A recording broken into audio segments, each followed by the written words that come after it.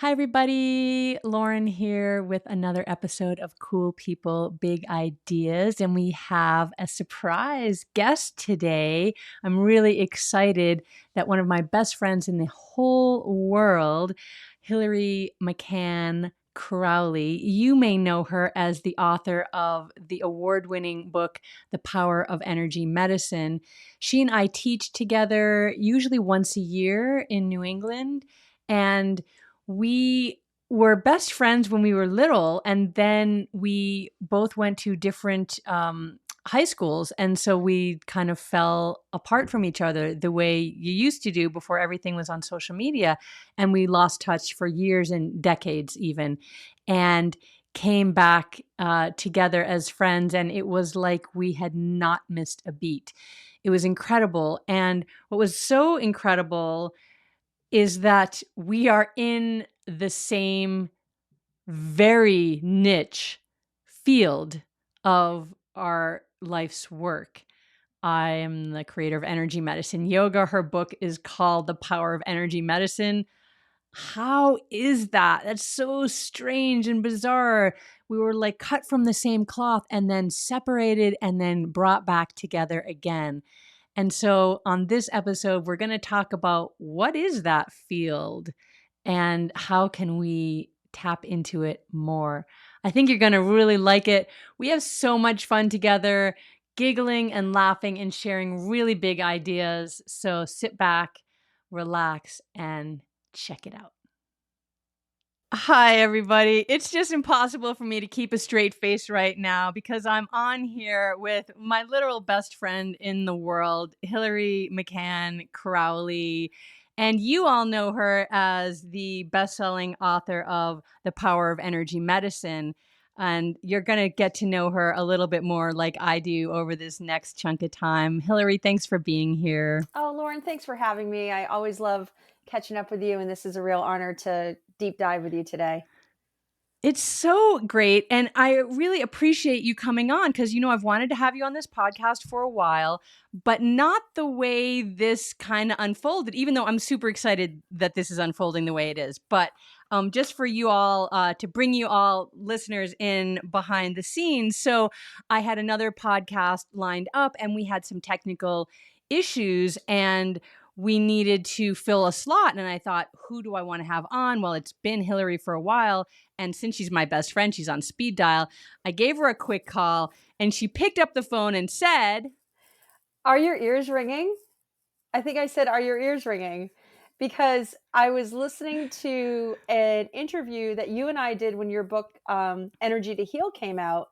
And you had asked me to speak at Warwick's.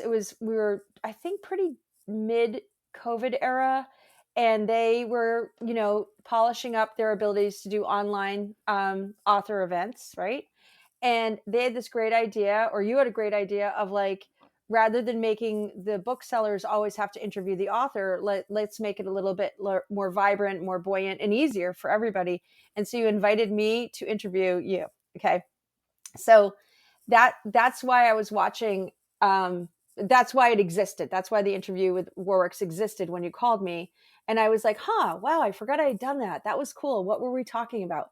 But the reason I was having the conversation with Warwick's is because my husband was traveling randomly at a prep school where he does videos and promotional work out in La Jolla. And he went into quite a bit of depth about there being a very old and wonderful independent bookseller there, and I need to come out there and I need to speak there. Like he's really like cheering for me to come out, and he's like, it's you won't believe it. It's very famous, but you won't believe it.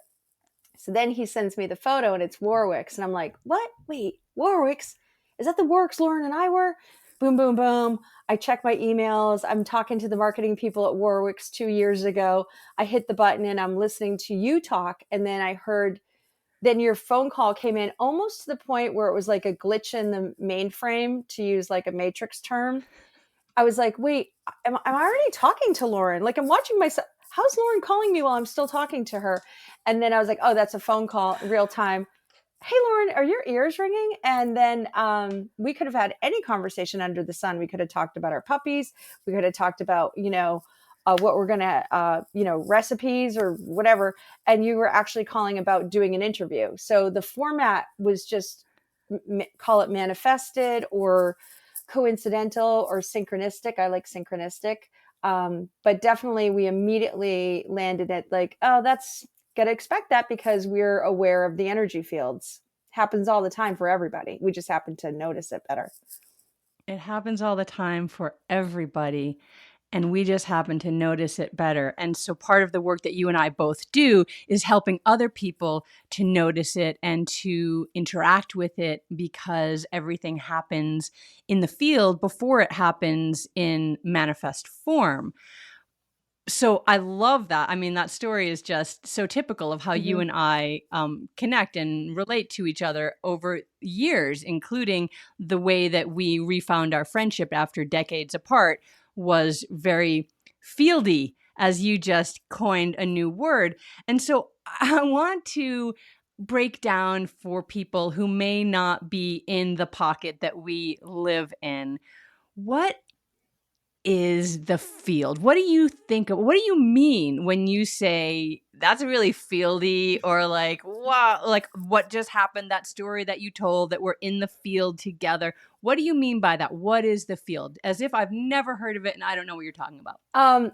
So for me, the field is best described from a heart recognition. Like I could get, and I will get very literal and articulate about it. But for everybody listening, we know we're in the field when things are synchronistic and they line up for us. I loosely use the term entangled universe, where so many more things are being divinely ordered than we could ever imagine. I find the question more to be, how do you get into the field?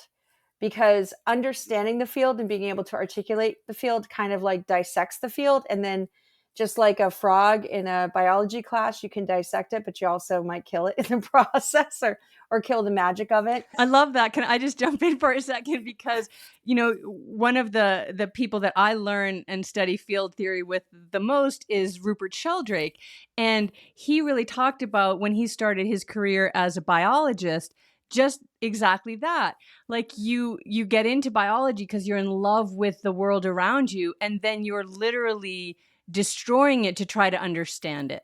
And he wanted to understand the world in wholeness, not by parts and pieces, which is still part of the old mechanistic way of interpreting everything, and not really an adequate way to interpret field and quantum entanglement and all of that you're talking about. It doesn't work in a mechanistic world. So I had to jump in and say that, because that's really true. You can't really mechanistically talk about something that is in its definition whole. Yes. And it was actually a chapter. It was going to be one of the introduction chapters in my book. And it was going to be a story about my brother, Hunter, who's a very good writer. And he got in trouble in his English class because he was a good writer. He was a good analysis of writing. And he went on to become a very good artist. He's an artist. He's a great storyteller in his own right now. But being like a punk rock, anarchy, wore the anarchy t-shirt, sitting in English class. The teacher knew he had good props around reading and writing. And he said, why won't you tell us a little bit more about what you think about the grapes of wrath? And he said, and he's like, well, I could tell you about it, but then it would be like the frog. And the guy's like, what do you mean? What do you mean it would be like the frog? He's like, I'd be dissecting it and it would be fascinating and we'd know all about the insides of the frog, but the frog would be dead. I had to say it Oh twice. man, Hunter. Okay, that's a whole. Yeah, it's good. It's good. It's good. I had to say it Okay, twice so we okay. can So don't understand. Let's dissect the frog. don't kill the frog. Don't kill the frog. Let other Don't kill people the frog. who are better at describing the field try to describe the field. I will tell you that one time I was really trying to describe the field, and I dropped into the field because I was thinking, how can I find words for the ineffable? Turns out ineffable is one of my favorite words, ineffable. How I do hands-on healing, Lauren. Like I do hands-on healing. Most of my sessions are in silence or in a form of translation. I know you and I teach together, so you see me quite verbal, but like a lot of what I do is quite ineffable. And I'm just glad somebody created that word, so I can describe the ineffable. But it's the storytelling and the heart center. And I had an experience in the field that really blew my socks off also recently. Usually we can, if once you drop into the field, you'll see like you had like 16 experiences in the last day or so. And the only way to drop into the field, which I'm sure everybody's wondering, is to just like shift your awareness to a calmer plateau where you're not being pushed and pressured for time. And you definitely pay attention to your self-talk so that you're staying curious and open and kind. So kind of a cool story, Lauren. You don't know this because it just happened to me, but did I say it knocked my socks off? It knocked my socks off. I was running late for a meeting, and I have not been to church in a while. Lots of things were going on in my life, and I kind of blew off church, but I do belong to the local church in Dover, the Congregational Church. It's got a nice history. Frederick Douglass spoke there when he first came north. Like, it's got a really nice history. It's something nice to be affiliated with, right? And I can feel myself, like, can you see my body getting like really red around this? Because I'm feeling it so deeply. Okay, so the first thing I did is that I walked in 5 or 6 minutes late, but 5 or 6 minutes late for the nature of what I thought I was walking into was being no big deal because I thought I was just coming into the back of a huge meeting. Has ever happened to you? You realize you're walking into like an extremely intimate setting, but you thought you're going to just like sneak in, standing room only kind of situation? No. So I walk in and everybody's sitting in a circle or in their own little circles, even worse. And I do the Hilary thing and I just like grab a chair in the corner and then I'm standing there with a chair in my hand. And I'm like, good job, Hill, but where are you going to put the chair? You still need to find a spot for the chair. To which point the new minister at the church, a lovely, gracious woman who I've never met, turned to me and said, patted the seat beside her. And she said, you can sit here. And I was like, oh, thank you. And so now we're whispering. And she looks at me. I'm, hundreds of miles away from the town I grew up in. She looks at me and she says, are you Judy's daughter? And I said, yeah, I am Judy's daughter. And she said, you look just like her. And I'm like, thank you. And then I listened to the rest of the group, and I spent the next 45 minutes thinking I'd heard it wrong or I'd answered it wrong, or I was living in some like strange alternate universe and I never got out of bed and I was still dreaming. It was very bizarre because my mother is, in fact, her name was Judy and she died 8 years ago. Are you Judy's daughter?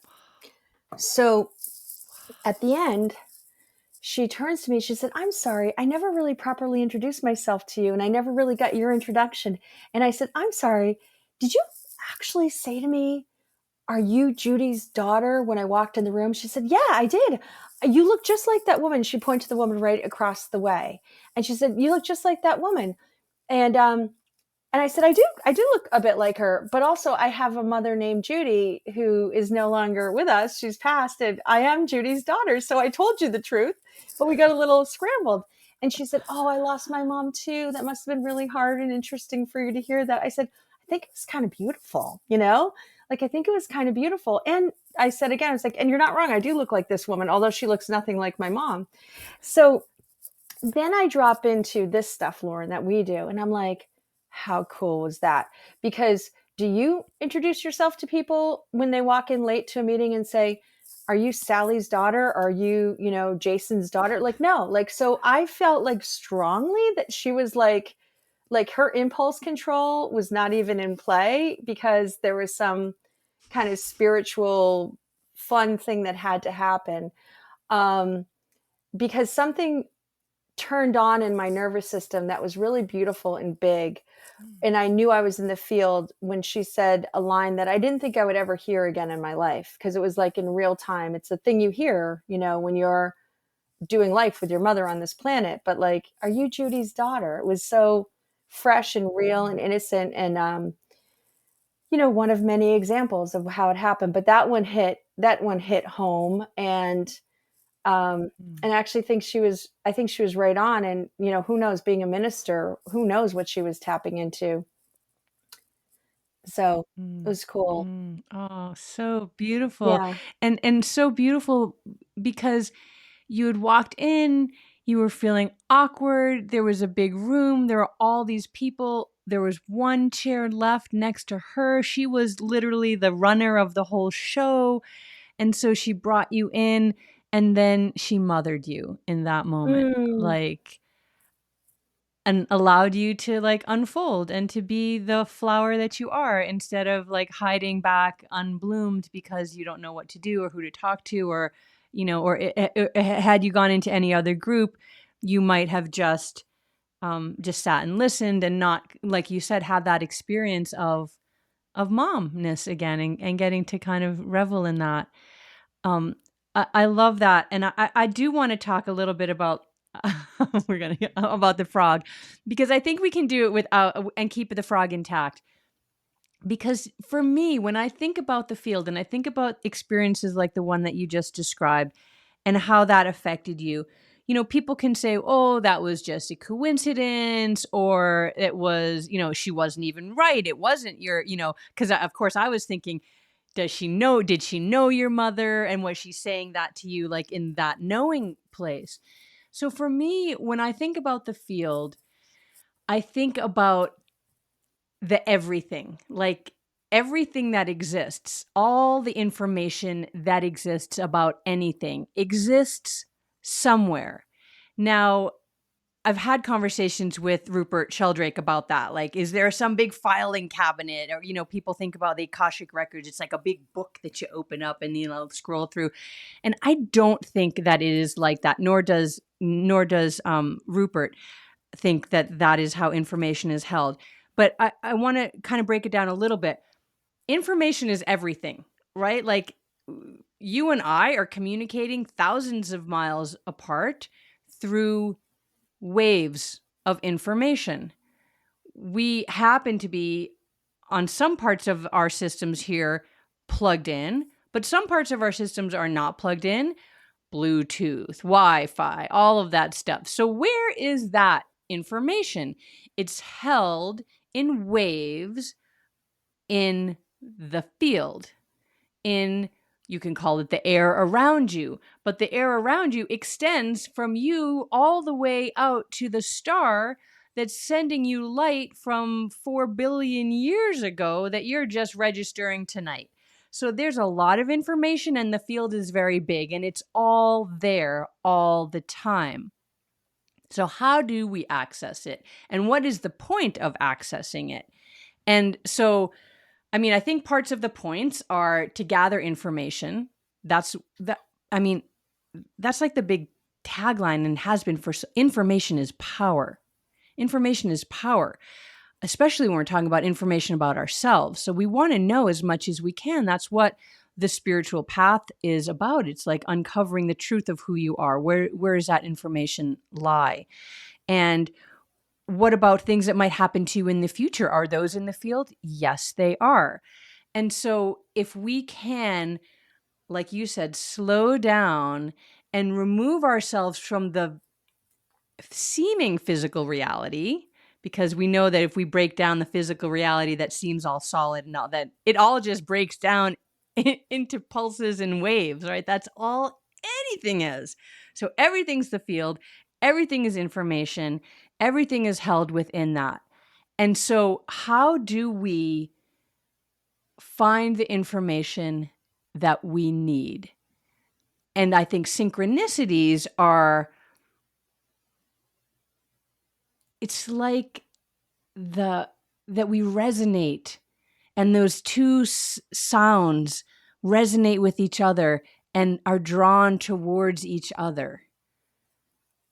Okay, now I'm just kind of spinning out a little bit. I want to stop. I want you to dive in and see what you think of my frog. Yeah, I love it. I love it. And thank you for giving me permission. I'm like a little pet frog I'm going to keep really safe. Okay. We're going to keep the frog very much alive, which is the universe I want to live in, where we don't need to dissect the frog. We can just read the frog's field. I'll stop with the metaphor, but Yeah. I'm not going to stop with the metaphor, because frogs represent cleansing and renewing. So maybe, there's this beautiful signal that was sent out, 40 years ago or 30 years ago from my brother.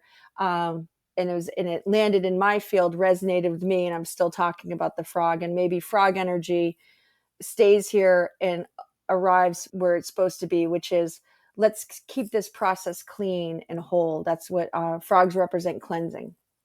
Okay, so you made a point of saying that information is why we do things, and I'm gonna go take it a lot further. I believe that information exists for us to heal. By healing, it means threading together all points. So there is a point to the field. I'm very, very clear that I have not received all the information until I can feel that I don't even need to like report it, but if I'll feel that it lands in a healing space. I like to even break down the words a little bit more and just say it feels like a aha. It feels like an aha. And it sounds also like a remembering, but here's what remembering means: bringing back together, remembering. To remember, it's the opposite of dismember. So remembering ourselves happily kind of play together. See, it's such Did you say ourselves and ourselves? happily play together. Yes. Okay, I just wanted to get a clarify because that's a beautiful sentence. Thank Yeah, you. ourselves and ourselves happily play together. There's some accent in the English language that could pull that off a lot better than a Boston accent, like ourselves and ourselves, ourselves and ourselves. I don't think the New Yorkers could do it either. We're not going to devolve into car talk. We could easily devolve into car talk, but we're not going to do it. We're going to stay focused. We're going to stay Ourselves and focused our because you were on a good I line, am sis. on yeah, so Yeah. ourselves and ourselves. So when I am with a client in the spirit of my intention, which is curiosity and patience, I drop into the field. I'm sure I do it subconsciously, even unconsciously now. I just drop my consciousness right to listening with the heart rather than the mind and the clock and so forth and the pressures. And I allow myself to go into like the everything and the nothingness at the same time. I can have nothing and everything at the same time. It requires a tremendous amount of confidence, but I'm never disappointed. And it will always feel like aha. It will feel like this sweet kind of aha energy. So yeah, you're interviewing the part of me that does hands-on healing. There's a lot of us out there. Um, and we're not claiming to be scientists, but we just get an overflow of information. I get an overflow of information every. I have an overflow of information today on myself because I didn't even work today. I didn't even see a client today, which is rare. And I'm Mm, learning the power of patience, and so the field is just teaching me patience today. It's my mm. self talk. It's I what's love going it. on. I I know. love it. I know. I feel like I'm speaking a different language. But I'm trying to bridge I over love to it. to what? I'm trying to bridge over to that was a good question, Lauren. I'm trying to bridge over always trying to bridge over to something that can be articulated, that can be taken away, that can, that can feel like it's satiated the mind, the mental kosha, like to feel that, because I do think we Mm, need to feel into our humanness and our physicality. So to find a um, physical references for the ineffable. That's interesting. That went a different way than I thought that was going to go because I we do have this mental construct that wants to understand things, but you had just gotten off of this, the everything and the nothing at the same time. And I started giggling, and I actually wasn't sure I was going to be able to stop. I thought I was going to have a case of the church giggles where they actually you have to leave, right? Yeah, You have I to think leave we've the had room. those before And there was, together. you and I have definitely had those. And I was like, well, she didn't say anything that funny. You had this big, beautiful smile on, but I was like, why? And it was, there's this ineffable, this energy bubbling up from my understanding of the everything and the nothing. And then, so I thought you were, and then you went into a place of wanting to explain that intellectually. And I think that's so interesting because you were just saying that the work you do, you there's no language really for it. And we know that you've had incredible outcomes of healing. I mean, we know in the world there's incredible outcomes of healing, but you have actually, like, this is not like in some, book, or well, it is now, it's in your book, but it's not like some idea, or like, oh, I heard that, like, you've helped people heal from cancer, you've helped people come back from death's door, like, you actually, Hilary McCann Crowley, have actually done that work and been that midwife to help these people in ways that you can't explain with words. And what's so interesting is you were there when I interviewed Sebastian Younger. You helped put that together with me, and everything that he's talking about is like, I need the proof. I need I need the studies. I need the details. And you and I are both like, but it works. Like, I can't explain it to you, but it works. And so here we are talking about fields and information, and they both have the pathways that they work. I mean, somebody understands how Wi-Fi works, or else it wouldn't exist. Like, I don't understand, but somebody understands how Wi-Fi works. Somebody understands how radio works. Like, people understand how these waves work, right? But then underneath there, they're not even looking at or curious about, like, how does it work when you are tuning the radio, so to speak, on a human body. And instead of saying, like, well, we should figure that out because we know how the radio works and we know how Wi-Fi works and we know how your cell phones work, they say, well, it just can't work, Hilary. It's woo-woo. Whatever you do, it's not real. It's just, it's the placebo effect because we don't have the whatever.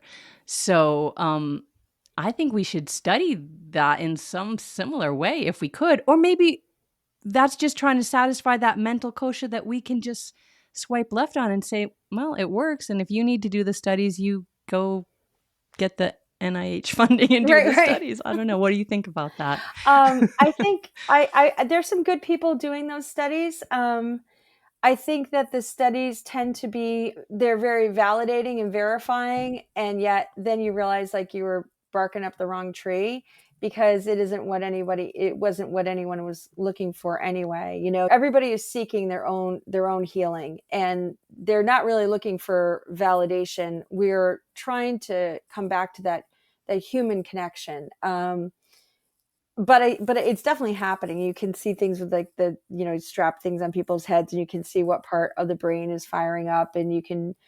I think you can. It's questionable if people even love this, but you can like see how the auras file up.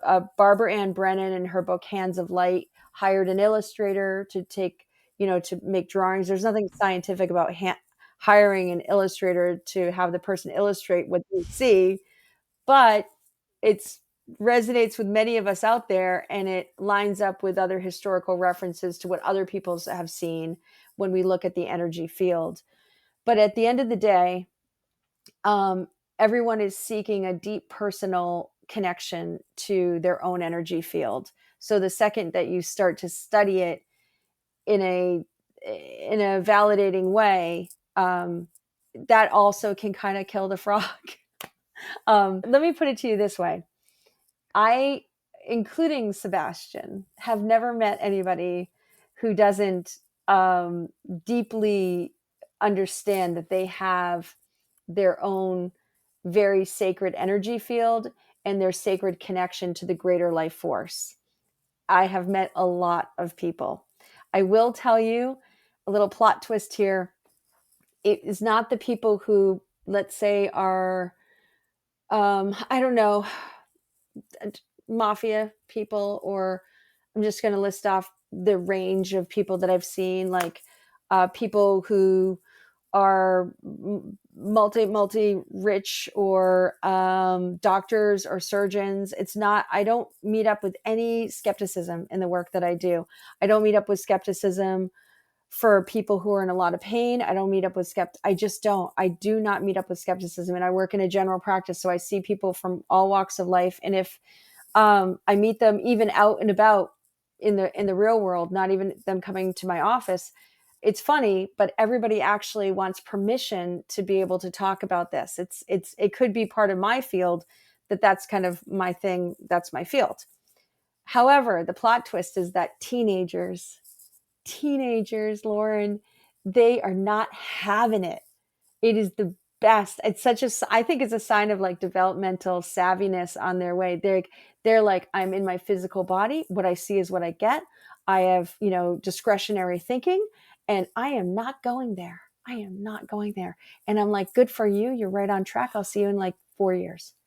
Like, but I mean it. Like, the teenage brain, which many of us are stuck in, or we think we're still living in, the teenage brain really needs to be grounded in their bodies, and they do not want to have this, they don't have this huge interest in energy healing and you know abstract concepts about who or where they are. That can be, teenaging can be like a blip of 6 months, or it can be 10 years. But that's an interesting field to watch. And you can see by my smile, I absolutely love that, because that's what we all carry with us for the rest of our life, which is that need to like be in my body. I don't want to do a dance with being outside my body. I'm a teenager. I'm just coming into my body, and boy, is this fun or interesting or scary, but don't make it more fun. Don't take my fun away, and don't make it more scary. So I think that's why it also, I guess I kind of roll my eyes a little bit, because I'm like, yeah, you guys can talk all you want about like how real you want it to be, but who you reminded me of is like my client who's turning 14 this week. It's just like, like come back when you're Wow. 26, and you're ready to, tap back into, the hero's journey. Joseph Campbell calls it the synchronicities, coming through and discovering what your gifts are, and listening to all the collective consciousness coming together. That's so many fascinating things about that. Okay, I have to dissect. I'm just going to put a pin in this for a second for a later time, but like mafia and billionaires. Okay, we're going to come back to that maybe on another podcast, because if you've been having mafia people on your table, I'd love to know about that. And maybe that's not public That's it. information. That's all you're going But to get. anyway, That's all you're going to get. Like, that's all I'm seriously. going to get. Okay, No, it's and what probably I want all to I say need is to that get because like that's dangerous. mafia are awesome, soulful people too. Just that was my point. Put a pin in that. There's your pin. Sure, I absolutely. There's your pin. Okay, there's my pin. Okay, And everybody, fascinating actually, about the. wait a minute. I got to stay here. Everybody at Okay. their essence is love. They just are. Yes. That's it. Yes. And once you That's it. get to that, it's not about roles or inheritance Yeah. or inherited roles. It's incredible. It's really, really incredible. So Yeah. I was speaking lightly but realistically about how it doesn't matter what your role is. You are a human being, unpacking yourself in this beautiful energy, that is you. That is your beautiful field. So now you can move on. Yeah. I Yeah. couldn't leave that pin halfway Okay. in No, there. no, that's good. That's good. No, and that 100%, I want to add to that too. Before I move on, I want to add to that Donna has shared that before as well. And her daughters have shared that before, that when they were growing up and there were maybe some sketchy characters around, and Donna would do what she does to everybody is she sees the gold in you. She sees your heart.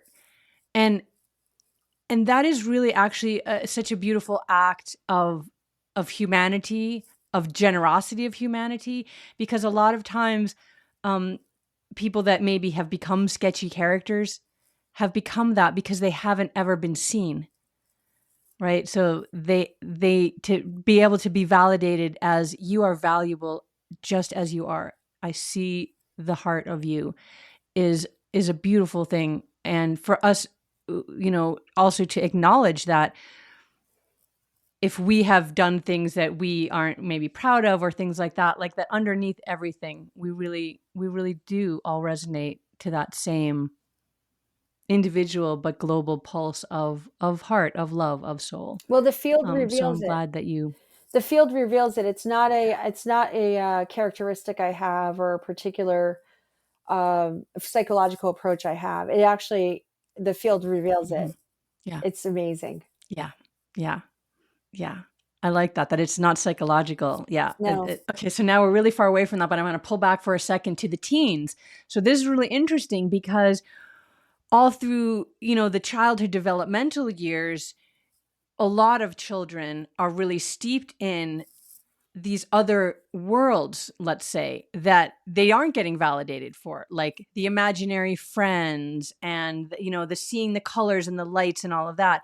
And unless you grow up with parents or caretakers that are from, lineages like you and I are in that encourage that, there's often like, oh, there's nobody there. There isn't really your imaginary friend. That doesn't really exist. And it's okay. You can just use that as a comfort or whatever, but just so you really know there's nobody there. When in fact, there really quite often is somebody there. There is an energy. There is often somebody speaking, an angel, a guide, somebody that is really there. And so that's interesting that they're very steeped in that. And Donna says, if you start to talk to your children when they're little and what are you seeing, what colors are, then they'll be able to keep that and develop that as they grow up. But she hasn't really talked about that when they get the skepticism of the teenage years where they might reject sort of all of that as well. You put away your childish things, and Mm, step into your adult role. right. Let's add to the list extraterrestrial awareness and past life awareness. And I will tell you, I've seen very supportive families and um, very supported parents and families, and watched the remembering, the child coming in and remembering, um, just interesting things. Several people I know can remember their past lives. We're probably going to be seeing more and more of that. Um, that's another thing about the entangled universe, Lauren. I'm not sure it's past life or just all like parallel lives or entangled consciousness of the soul. It's just fascinating. Timelines are all different. Mhm. Really, yeah, really going out there. What I will tell you is that even if you have absolute support, I have still seen the forgetting, like the great forgetting, so that you remember to come into your body, that we can all kind of relate to. But even if it's like cultivated and massaged, it still happens. And I still, I still, having watched, been doing this for a while and watched kiddos grow up. I don't know if I've communicated this. I kind of love that. I love that they're like very in their body, enjoying this part of being human and this part of being in the field. Um, Mhm. and then they open back up to expanding their consciousness. But I say to my clients, Lauren, that I have two things that I have bias towards from experience, and it's only grown more. I've only grown more aware of it through the years. And any of my clients that are listening will recognize what I'm about to say. I will say that in the world of life coming in and the world of life leaving, I can't access. I don't have access, and more importantly, I don't have any agenda to help people. If somebody comes in and say their doctor told them, I'm trying not to put up quote marks because it can be very real. Your prognosis is a certain way. I say, even if somebody is on their, meeting me in a hospice setting, I say, I just want to let you know I'm not here to help you die. I'll support you and be present with you from this moment, this moment, this moment. But I just love, I have an energy in my field, and my guides just love the time in the body. And Mhm. similarly, if people start talking about a relationship, another person, I'll say, I don't really have access to helping you end your relationship either. A, because the other person isn't in the room. And both death and the end of things, of a time, a relationship, and so forth, there are greater forces in charge. So you might as well go back to taking care of yourself and being present right here and right now. So Okay. I'm very a big fan of being present in the here and in the now, kind of like a teenager. I think I kind of bring a little Kind bit of of like a yogi. kind of, oh, okay. Okay. I like that. I like that. Bringing it Yeah. to, I mean, mhm. yeah, bringing it to the here and to the now, the present moment. Mhm. I want to share and ask you what you think about this. So for me, when I drop into the field, and I do it a little bit differently than you do, I think probably everybody Yeah, does, or I maybe love not. that. Maybe there's, Yeah. 10 ways to get into the field or Right. something. I don't Right. know. But what I do is it's it's so simple. It just doesn't even like really I just focus on the thing that I'm curious about. Yes. Like I just put my focus there. Yes. And then I just sit with it. Like what do I need to unpack this project right now. So I just, okay, project A. And then I get a download about what project A should look like and all these, and then if I don't want to like kind of burst the excitement I have around it, I'll say to my mind, okay, I don't want to think anymore about project A. I want to just hold that like beautiful richness that I just got, and I'll come back to it. And then I want to come back. I'm ready to unpack more. I go back and I'm just like project A, and then and a whole nother, and that's all it is for me. I just put my attention. I literally just say like project A, like this podcast. What do I want to talk about? And then the download comes. Is it can I mean, I'm not even asking you for permission. I've gotten permission from like that's just how I do it. Have you Yeah. heard of that before? Like is that really kind of in line with the emptying and the fullness? Well, you had me on curious. You had me on curious. Curious is the most magnificent way to access the field. Just to get curious. Just to be that character of curiosity. And so that you're not creating, but you're seeking, looking, receiving, asking and listening, unlearning. That's a big part of being curious. Yeah. And Mhm. it does go a bit like Mhm. that. I can't do the thing you just did, but yeah, yeah. I'll just kind of, There you go. You just did. yeah. Yeah, yeah. I was going to say, I did that today because, as I said, my theme is the theme that's on today is patience. So I keep asking the field, what do I need to know about patience? And then I was like, oh, lo and behold, I'm getting close to being on a conversation with a fellow energy worker. And I wonder if this idea of patience will come flying through. Of course it will. Well, how can I serve the curiosity around patience? I get all the downloads, and the highest level download is to let go of our restrictions around time. Mhm. That's Mhm. the highest level download. And then a more uh, deliverable download is to listen with the heart rather than with, the calculated mind. And then meeting you here with this idea of curiosity and patience, we're getting really close to opening up a very big healing field. I can tell you that right now. Curiosity and patience.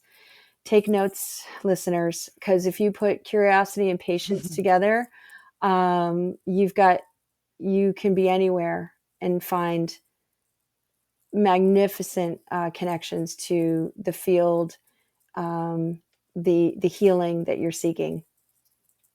That's so beautiful. Dear reader, dear listener, hear this. I love that.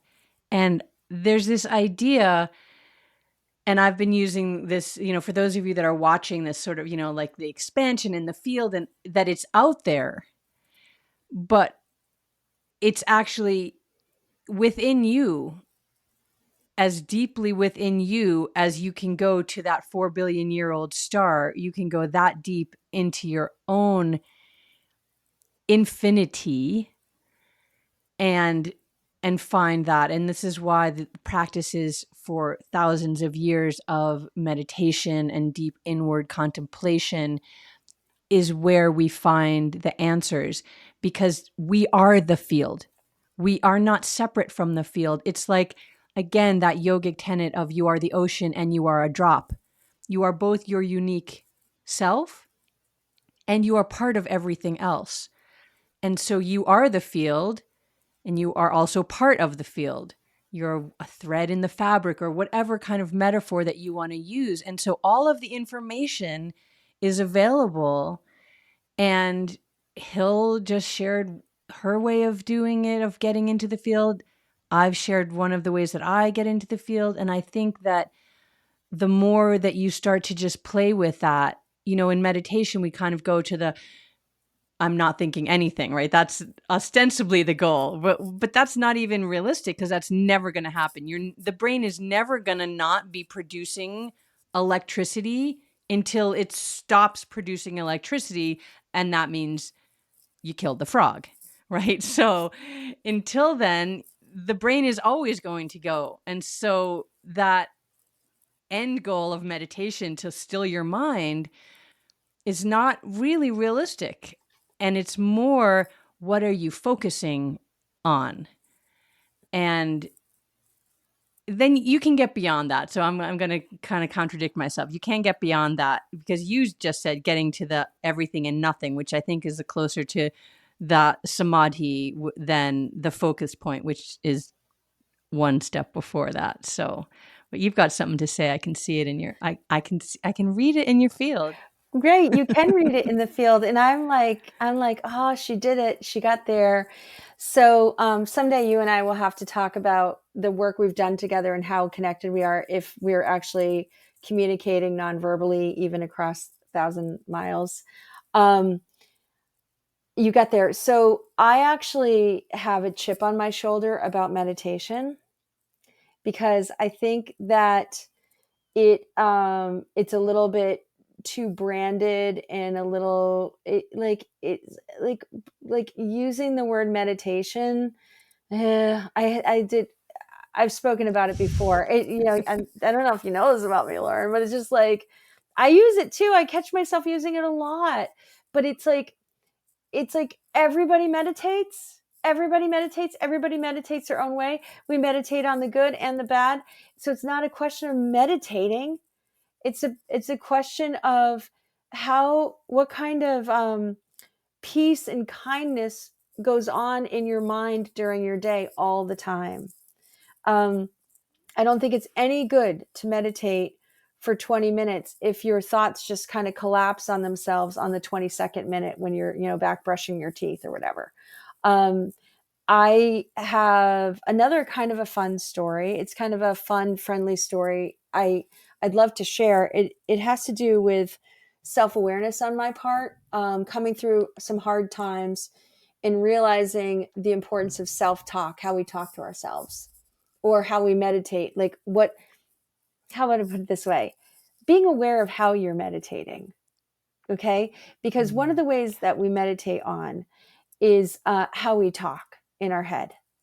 Now, you can be talking in your head, for instance, about like, this is unfair. That person just cut me off. I'm annoyed by that. One of the ways I get super meditative is right before. I think let me just talk about my mom, since I brought her up earlier, so we can have like a concept of it, and it's fair game. But if I was going to my mother's house, my meditation would be on, I'm going to be late. How am I supposed to be dressed? Like things like I don't even think she cared about, but I had like this subconscious, unconscious. So by the time I said hi to my mom, I was pretty cranky. Okay. Or as they say, I was wicked cranky. Okay. And, and, she, Only New Englanders are going to get that. Only New oh, Englanders. right. I was wicked cranky. So, she, on the other hand, might have been meditating on, oh, I finally get to see her, and I'm going to make this food that I know that she likes because she's a picky eater, which isn't necessarily true either. You know what I mean? Like, well, we'd have our different meditations. So I wanted to use a big example so that everyone who's listening and watching can kind of be like, oh, wait, that's actually meditation too. It's like, yeah, it is. You're meditating on what you're focusing on. Okay. So, there are going to be all sorts of stimulant that you get, and so, as you said, Lauren, trying to stop the stimulus or the data flowing would be unnecessary, and it isn't even productive to do that. But what you can tune into is how you talk to yourself and how you talk through yourself to others. So I had a funny experience. I was sharing a hotel room with a friend of mine. We were traveling in Boston, and we were sharing a hotel room together, and I had several stressors on me, including the fact that she kept the temperature hot and the windows closed, and I wanted it cold. Like it was what it was, but we're otherwise having a pretty good time. And she also, and I say this with great joy and respect, she's also kind of like a smashing dresser. Like, she's a smashing dresser, and she really knows how to do her makeup, and her hair looks good. She's got it down. Like, I've always admired that about her. And I, on the other hand, had forgotten my makeup, and we were going out to like get a cocktail or something, just to pretend it's like girls' night out or something. And I'd forgotten my makeup. Okay. So I'm kind of scrambling, pulling off my best look, and I discover my Burt's Bees lip balm. Okay. It's got a little tinge of color in it. And I say this out loud in the hotel room. I go, "Good job, Hill. Good job, Hill." And my buddy turns to me and she goes, "Hill, you do this all the time?" I said, "Do what all the time?" She goes, uh, "Just a lot of good jobs, Hills. Like, a lot of good job, Hills. I'm hearing good job, Hill, constantly." I was like, "I'm going through a hard time in my life." I'm like, and she's like, "Good job, Hill. That's your go-to." I'm like, "Yeah, that's my self-talk. You should try it." And she's like, I don't know if I can do that." I said, "Well, maybe it doesn't work for you."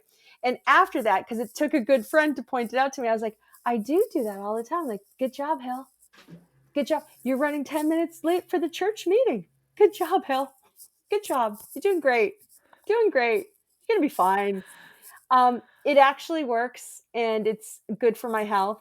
And it's definitely, people can tell when I say, "Hey, good job, Lauren," or, "Good job, so-and-so," or like, "It's okay. You cut me off. That's all right. I mean it." Like, it's all right.